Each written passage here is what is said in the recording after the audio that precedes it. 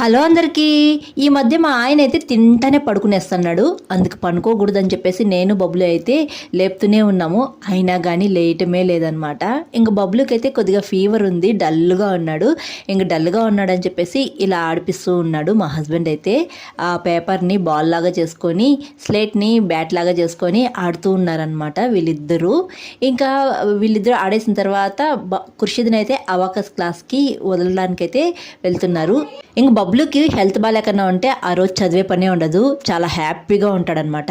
ఇంకా ఖుషిని వదిలేసి వస్తూ ఉండగా ఈ ప్రొమోగ్రనేట్స్ అయితే తెచ్చారు. అస్సలు బాగాలేదు.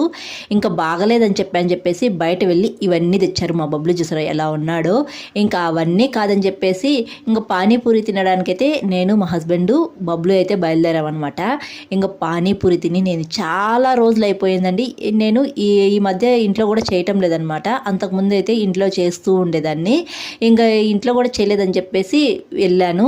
పానీపూరి అయితే అస్సలు బాగాలేదండి, నాకైతే నచ్చలేదన్నమాట.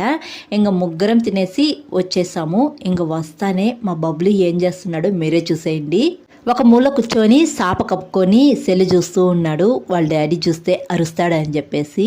అలా ఉంటుంది మా బబ్లుతో. మీ ఇంట్లో కూడా ఇలాంటి వాళ్ళు ఉన్నారా? తప్పకుండా కామెంట్ చేయండి. బాయ్.